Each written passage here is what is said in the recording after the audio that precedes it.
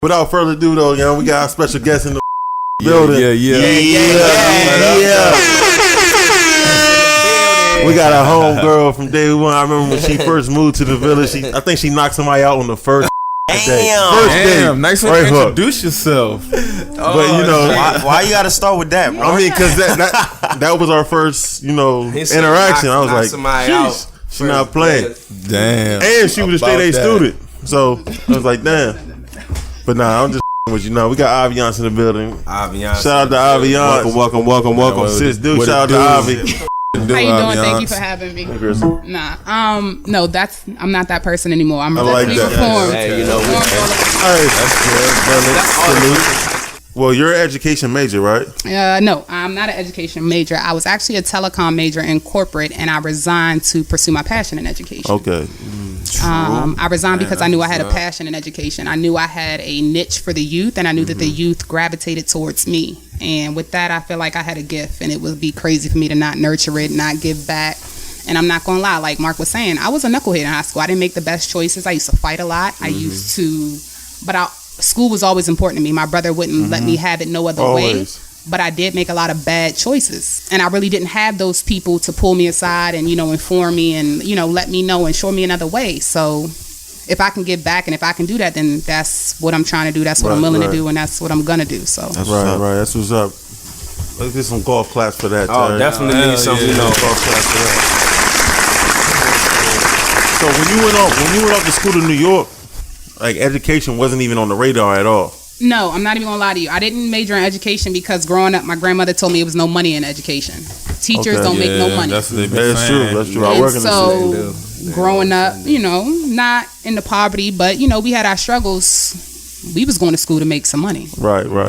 So going to school for education was not on my radar. No, I went for telecom, and then sometimes God just bless things upon you or show you things and you can't turn your back on it. And when I realized that I had a passion for the youth and going into graduate school in New York and having incoming freshmen gravitating towards me, I knew I had to do what I was put on this earth to do. And that's kind of just how I took it, and I ran with it.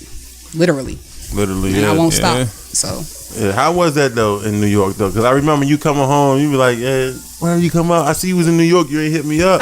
New York is different. New York is very diverse. New York was fun. I enjoyed it, but it also opened me up to be able to reach out to more individuals, more people from different backgrounds, cultures, upbringings. You know, we live in Maryland. Sometimes we consider DC the place that has a lot of poverty. New York is everywhere. Yeah. You got kids that's going to school that live in shelters and you don't even know it. They go to school and they live in a shelter every night. Right. Damn. So that kind of gives you a different perspective on, you know, their value of education, what they want out of life. And then we got kids who got hot water, food, Balmain on, $250 Jordans, and they could care less about education. Yeah. So it's all about what you want and what you're willing to work for, and choices. And that's really important. A lot of the youth don't know how important choices are. That's right. Choices is huge. Choices. One bad choice can change your whole life. Ain't that the truth? Life. And they don't really recognize that because a lot of people don't tell them anymore. Yeah, why is that though? Because I remember as a kid, choices, that word, like, you always have a choice, and one choice can set you back for 5 years. I can't answer that, but I can say, being an adult myself and somebody who used to be on that other side of the coin and used to make some of those bad choices, these kids these days, it's very hard to talk to them. You cannot talk to them because they don't believe you can tell them anything worthy of them listening to. They think they know all. Yeah, that's and true. It's really hard. And as an adult who used to be there and you're trying to talk or reach out to that kid, it gets frustrating because it's like, I used to be there, and they're not hearing you because looking at you, they're looking like you a square. You nothing to them. They think they are you are their equal. Yeah. That comes a lot. I see 13, 14-year-old kids that think they are equals to grown adults. Yeah, you lunching, young. Damn. And it's real. They ain't like that. And I kind of try to tell some of my young boys, like, let me tell you something. You run up on a grown man, he might not think twice because you're trying to perceive yourself as a grown man. You're a child. And sometimes you got to stay in that spot, but it's hard because they raising themselves. Well, you be around 13-year-olds. How do you bridge that gap, the ones that you can get through to? Like, or how did you get through to, like, a 13-year-old? I can't lie to you. Me getting through the youth came through kicks. It came through sneakers. Okay. That's a good. Yeah, I've always you can relate to that. Yeah, I've always had a sneaker collection. And coming into the school system, they kind of let me just be free reign and just be Miss Addison and, you know, just be who I am. So I always I walk around school all day long, 8 hours. So I wear Jordans, I wear KDs, I wear whatever I have in my closet that I want to wear. And so my kids started peeping my shoe game. And they would be like, Miss Addison got some nice shoes, she fly. I didn't say nothing. I noticed it, but I just kept being Miss Addison, kept going about my day. And then before I knew it, kids was just coming left and right. And our conversations initially would start off about kicks, shoes, clothes, music. But that built that foundation, that built that relationship. That relationship, that so bond. then when I came to give them something that was going to feed their soul, they wanted to listen anyway. Because they knew it was coming from Miss Addison and they knew it was nothing but coming from genuine place. So and they just here waiting for more, like. Yeah, so like that was genuine. my entry. Like, and teachers ask me all the time, like, how do you get these kids to just surround themselves around you? I don't know. Because there's natural. It's no Some key, there's no blueprint. you know? Like they think I'm sitting in there doing magic tricks and I'm not. I'm getting to know the kids. That's that one thing that a lot of teachers lack. They're not just a number, they are an individual who's coming to school every day to get something from you. Now if you choose to give it to them, that's your business. But if you don't, you got to understand that you're hindering that individual's future. And that's true. For me, that's serious. That's key right there. You're hindering their future. Yeah, so I'm not gonna lie, and I can't put it all on the kids. There's a lot of educators that don't want to be there. They don't want to do their job. They don't want to teach kids. They out there. Which is a blower because it's like if it's not for you while you're there. Man. You know what I'm saying? Right. Like, because trust me, the money is not that good. So I, honest to God, don't know why people major in education and become teachers if you really don't have the betterment of kids at heart. Don't do it. I feel like maybe they once had that, but after doing it for so long, they got burnt out. Then you gotta go. Like you gotta go because kids find coming in another way to keep your eye on the prize, man. Change it up, switch it up. Kids are the future, man. They can't be around with them. Facts. Like when I think back though, like the only teacher from Walker's Mill that I remember like really into the kids' betterment of education was like Miss. Even though he was. That's probably about it. Oh, Miss. What? Didn't the basketball teach the class? Who Mr. Yeah. Oh yeah. I love. Toys' class was the funnest I class. love toys, dog. We used to watch movies and like, yes. I was like, damn. Yeah. But it was type of message. But he was cool though. Like it was always. It wasn't just like a class. It was actually fun. It was learned a lot.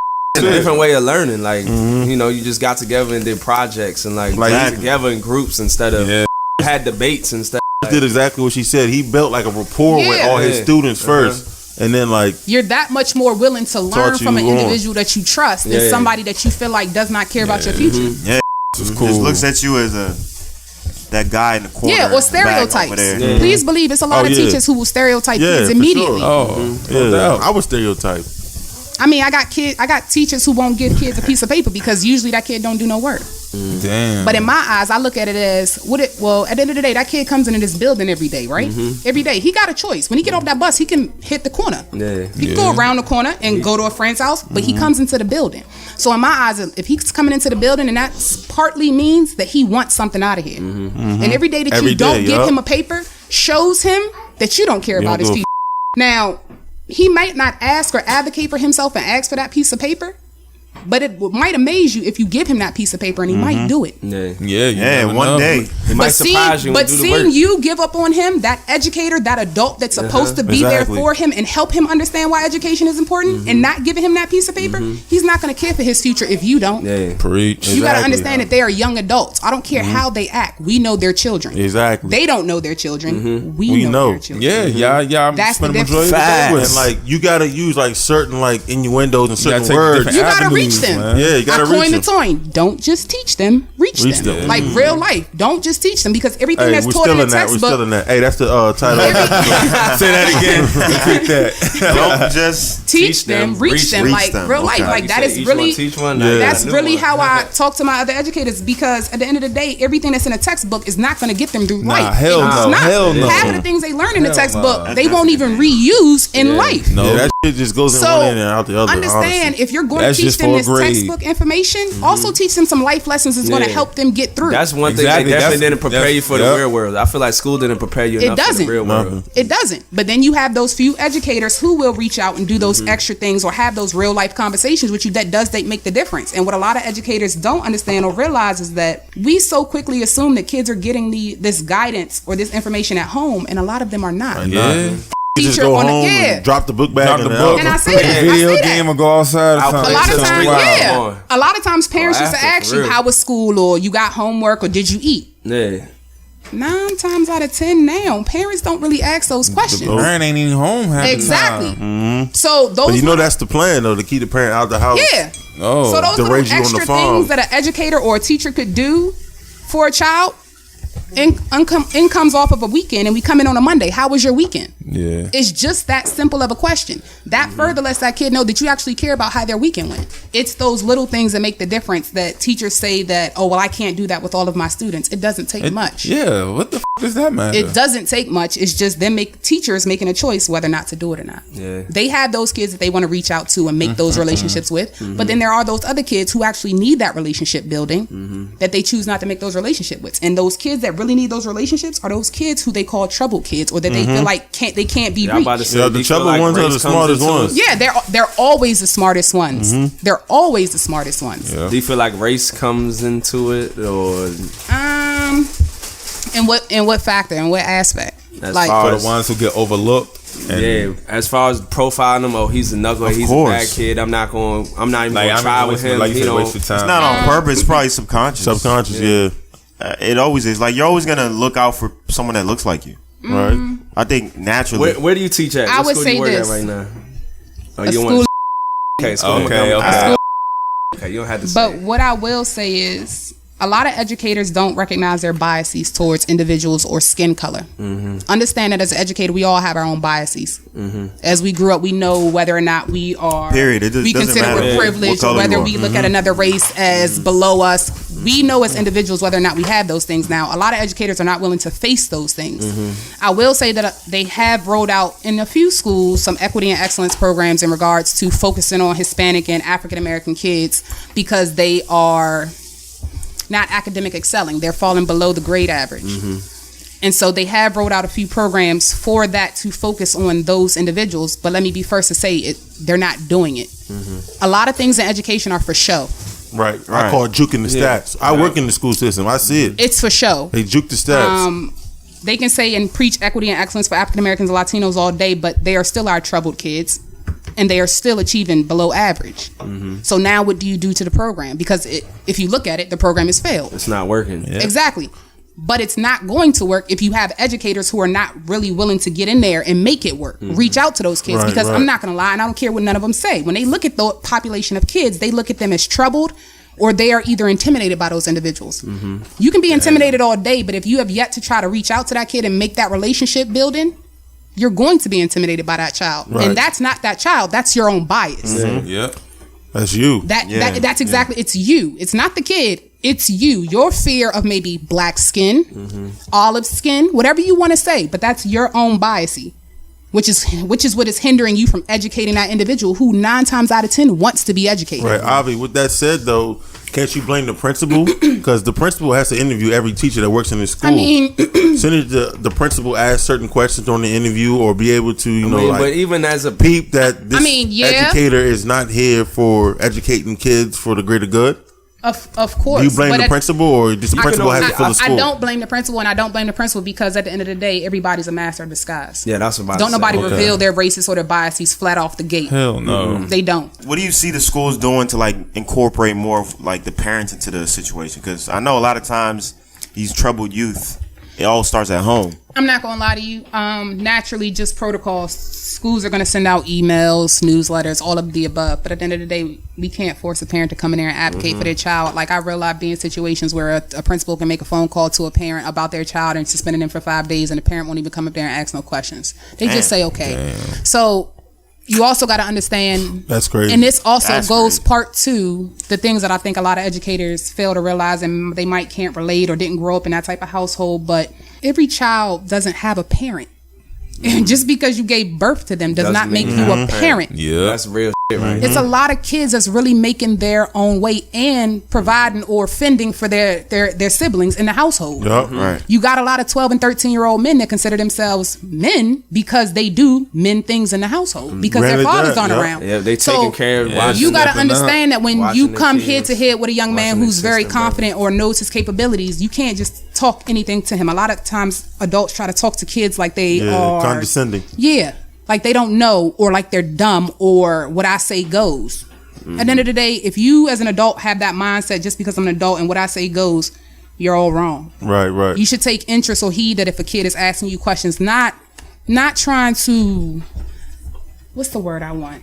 Not trying to challenge you. Yeah, but they need to put the when pride a kid aside. is asking questions and inquiring, that is your time to educate. And sometimes people can misperceive that. Like if the kid's asking questions, educate. That's your time to inform. Right. But no, I can't really say it's all off race.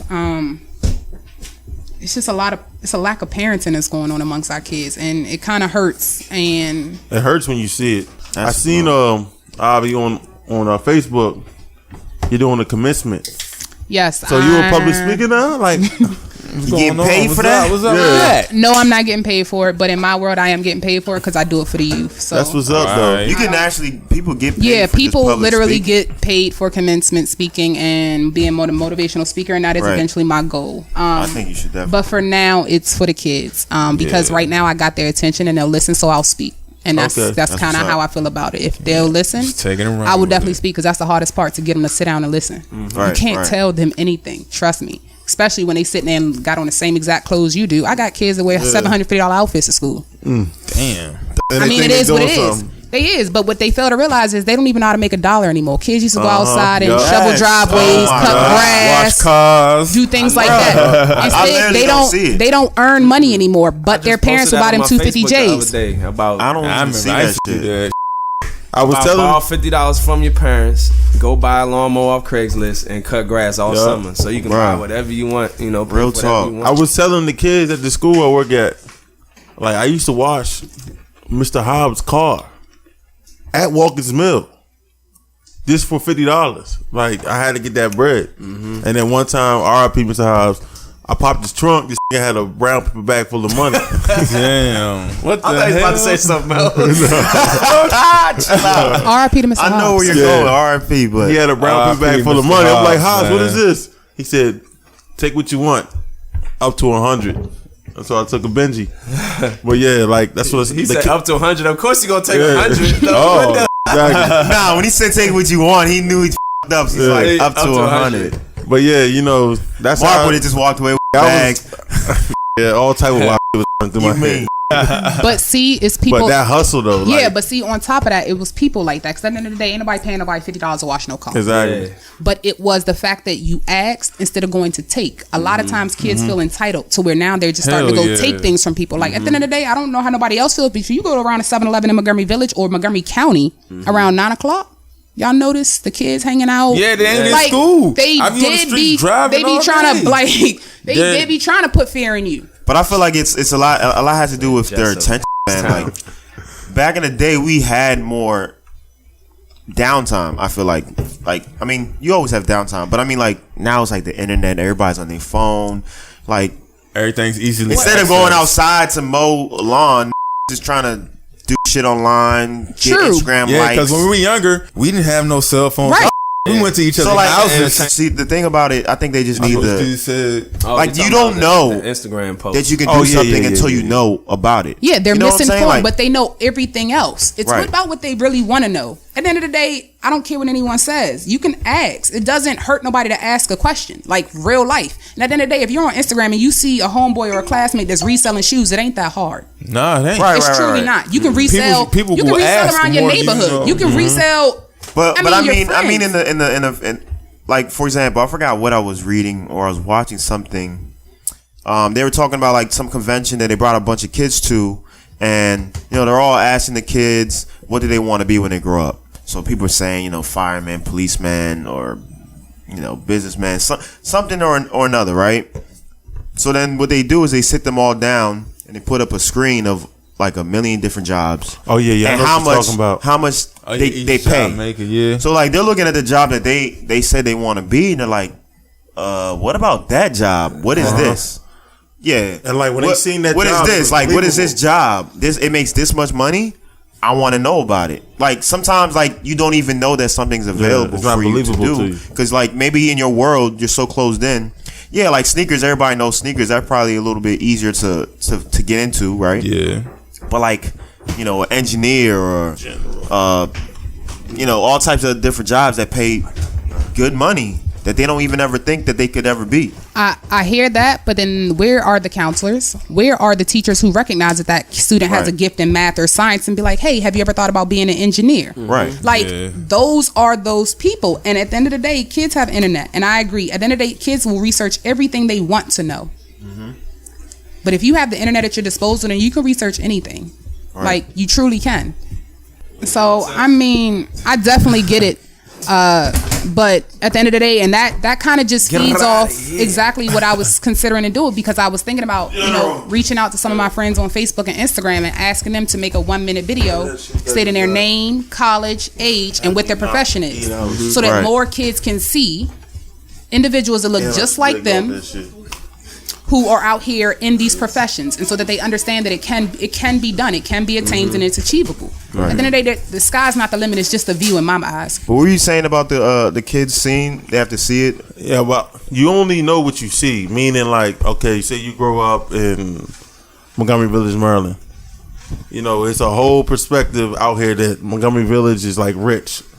I'm talking about people think that, like, when you're down the road, like PG County, DC, that is the biggest facade in the world. Black people in Montgomery Village are disenfranchised. Just to let you know, there's more poverty or middle class, barely middle class black people in Montgomery Village than upper class. Right. So you only gonna see, and in our culture, when you struggling, you hustling. So if you only see is hustling, meaning like selling drugs, robbing, or just doing the street way, that's what you gonna do once you hit that age when you thinking you're a man. Right.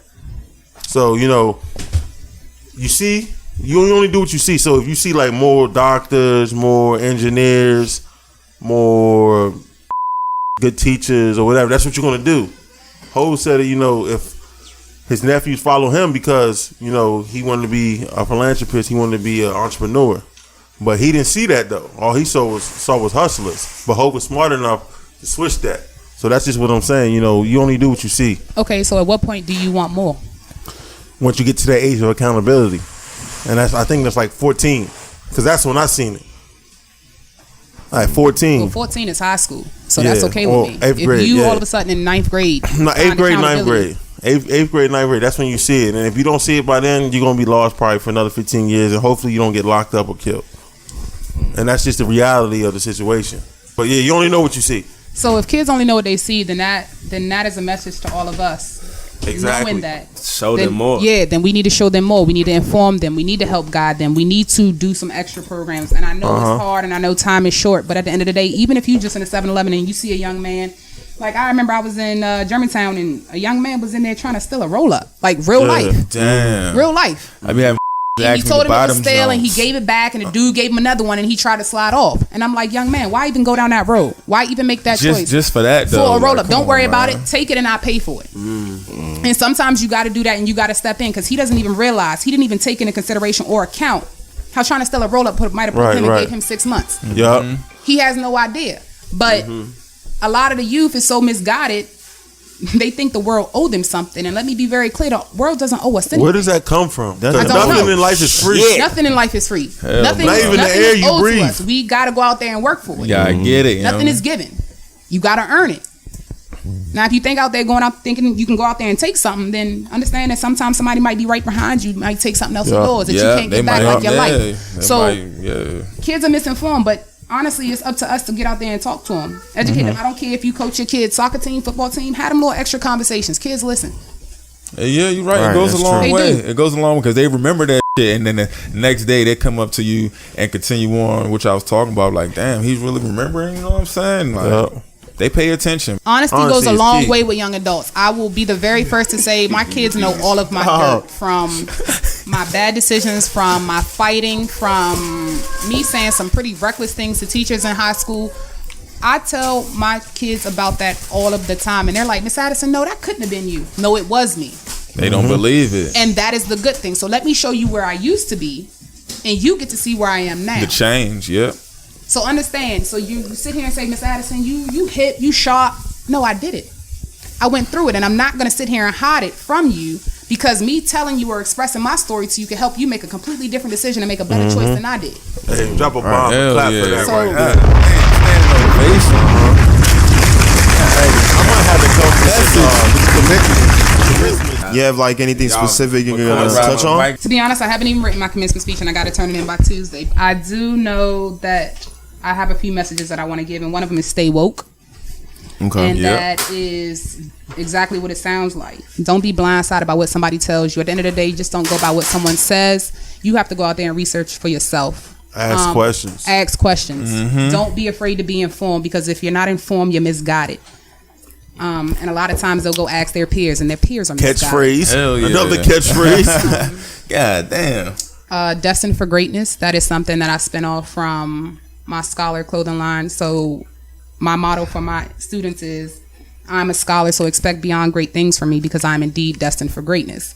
That is something that they know all too well, and I definitely am going to touch on a lot, because they know what it means to me, and it's starting to mean a lot to them. And everything takes time. They got to buy into the movement, but it's slowly but surely coming. And the commencement's going to be amazing. Yeah, but best believe they're buying it, because they see you walking. Yeah, they see you walking and talking. They're going to believe it, because it's believable. That's the most important thing, that you walk what you preach. And my kids see that, and they see me make mistakes all day long.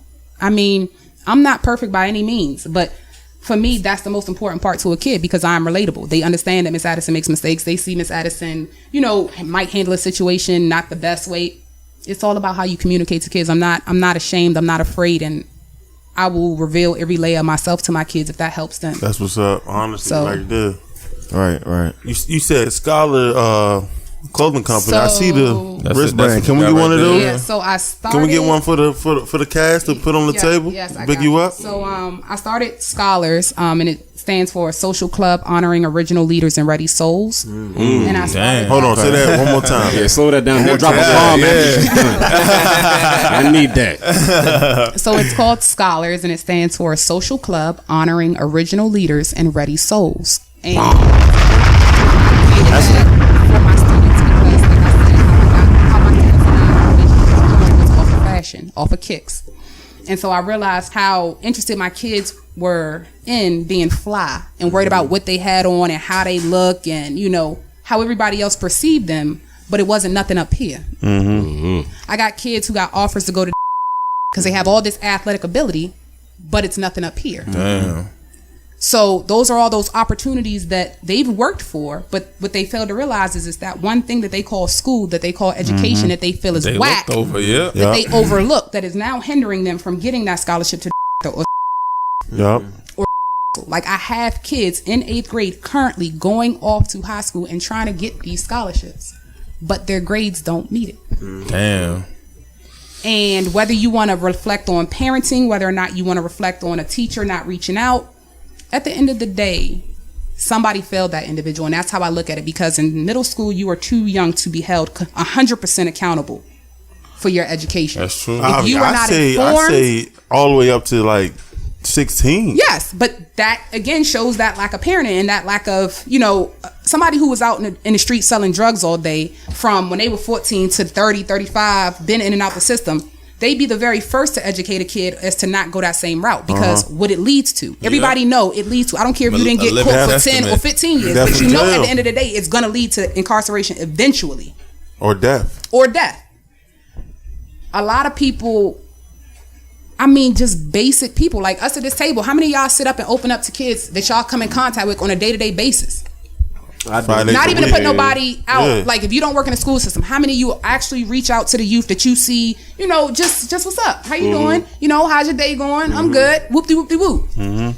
Actually make them feel like a person, because at the end of the day, that's the one thing I see in a school system that fails. A lot of teachers don't even speak to the kids. Yeah. How are you? Damn, Good morning. Communication is key. Like, and at the end of the day, that kid might not get that at home either. They might get looked over. You get a kid a PlayStation or Xbox, they're not a problem no more. They'll sit upstairs all day long and play. Going outside and all of those things that we did, those were very pertinent and important to us upbringing. We knew how to work and get through, altercations, team building, working with each other, getting along. Kids sit in the house and play video games all day now for the most part. Kids don't really want to play sports. Like I've never come across a kid and I'm like, hey, what sport you play? I don't play sports. What? Yeah, that's crazy to me. What? That's wild. Everybody I knew so played you must some be type into sport. theatrics or music. Nah. Nothing. So what do you do? Is your Nothing. extracurricular, because those extracurriculars brought that character, it brought that strength, it brought that confidence. Sports is one of those things where you learn a lot of confidence. Self-esteem. It builds self-esteem, it builds confidence, and it shows you how to work with others. But like you said, these kids don't even compete on. They don't even kid. They don't even compete with themselves. And I tell them that too. You're not out here chasing nobody else. You're not out here trying to be like the next person. You're out here chasing yourself. Somebody asks you, who do you want to be in the next 10 years? I want to be me in the next 10 years. Because you don't know what your next 10 Because you're years only can look competing like. against yourself. You're You right. can be that person that you think you quote unquote want to be like in the next 10 years. That can be you. You don't got to try to be like him. Yeah. You can surpass him as well. Exactly, because it But- starts here. An idea. You manifest the idea in your head, and then If you comes think it, you to can be do real. it. Shout out to Aviance, real quick. Scholars. Scholars. Say it out. Say it again, real quick. Say Shout what it out. What's the acronym? Oh, Mama? ScholarS, Social Club honoring original leaders and ready souls. You dig? One more again. Take that. Any social networks? Instagram, Twitter. Instagram is Year to Scholars. Twitter is Scholars. And we're working on the website. So it's up and coming. And the good thing about it is I'm funding it, I'm behind it, but it's all being done by the kids. That's what it's all about. They in the They the come work. down with me. They get to see. They hands-on. That's They get what's to see up. the shirts being made. That's what's up. I got one of my kids who That's is it right actually there. doing. I need. about I to yeah, say, that's That's No, what's up. that shit I was is looking so at it the dope, whole dog. time. Yeah, I was yo. looking the at kids that are I've been doing, looking at it. I'm like, what the? I got them running the Right. social media and setting up the webpage. It's for them to. I just want them to understand how to be young entrepreneurs. Even if it doesn't take off, even if it doesn't boom, they understand that when you want something in life, you got to go for it. And even if you fail, it's worth it. So to have them hands on and out here actually moving the clothing line and doing the website and writing things. It's always for an the- experience at that. Yeah, so it's them, it's us, and it's them getting to see what it's like to build your own business. Because I don't care what anybody says, it's a lot of young kids that could be millionaires right now with the social media and the network. Oh, that they yeah, have. man. Yeah, for What? sure. But they're around like consuming everybody else. Exactly. They could be- So that's why it's this point where somebody's showing them how to do it, because those fidgets could have been made by a 15-year-old kid. Yeah, Right. Yeah. easily. All right. Well, Quick. you know we gotta have you back on the show. No problem. Be glad to come back. Definitely, Appreciate definitely. you coming out. All man. these gems For that were having dropped. me. But also, look out for a cookout, a scholar cookout. It'll be the end of July. I'll definitely give you the information for that. Oh, yeah, But yeah, it's we a community definitely pull cookout. up. Bring our kids out. So All right, we Oh, for definitely. sure. You gotta give back, man. Give back to Yup. the youth. That's, hey, They the what future, I said, man. youth is the future. And what And was what was the that, quote? Yeah, that quote you teach said them, reach earlier? them. don't just teach them, reach them. Reach Yes. them. Don't just teach them. Reach It's gonna be the name of the episode too. But yeah, Hey. Facts. I think that Facts, might B. wrap it up. Yes, yes. Get some golf claps for Ivy. Yes, appreciate Shout out you to coming Ivy. out.